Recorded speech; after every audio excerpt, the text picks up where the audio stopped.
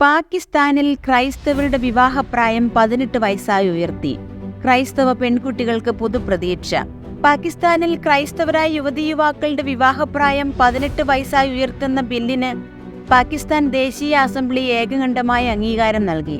1872 നിയമപ്രകാരം പെൺകുട്ടികൾക്ക് 13 വയസ്സിലും ആൺകുട്ടികൾക്ക് 16 വയസ്സിലും വിവാഹം ചെയ്യാൻ അനുവാദം നൽകുന്ന പഴയ നിയമമാണ് ഭേദഗതി ചെയ്തിരിക്കുന്നത്.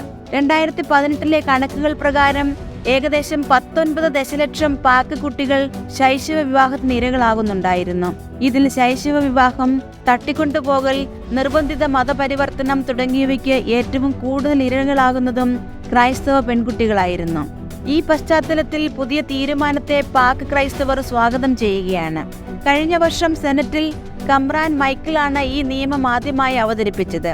പഞ്ചാബ് പ്രവിശ്യയിൽ നിന്നുള്ള ക്രൈസ്തവ വിശ്വാസിയായ നബീദ് ആമിർ ജീവ ഇത് പാകിസ്ഥാന്റെ പരമാധികാര നിയമനിർമ്മാണ സമിതിയിൽ അവതരിപ്പിച്ചതിന് പിന്നാലെ ദേശീയ അസംബ്ലി ഇതിന് അംഗീകാരം നൽകുകയായിരുന്നു.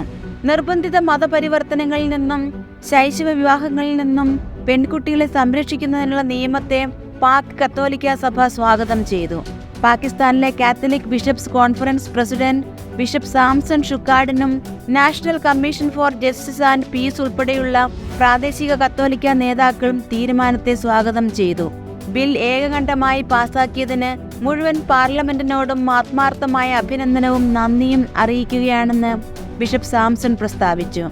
United Nations international children's emergency ഫണ്ടിന്റെ പഠനമനുസരിച്ച് പാകിസ്ഥാനിലെ 6 യുവതികളിൽ 1 യുവതി ബാല്യത്തിൽ വിവാഹിതരാകുന്നുണ്ടായിരുന്നു. 18 വയസ്സിന് മുൻപ് വിവാഹിതരായ 19 ദശലക്ഷത്തോളം സ്ത്രീകളാണ് പാകിസ്ഥാനിലുള്ളത്. അവരിൽ 4.6 ദശലക്ഷം പേർ 15 വയസ്സിന് മുമ്പ് വിവാഹിതരായവരാണെന്നത് ശ്രദ്ധേയമാണ്.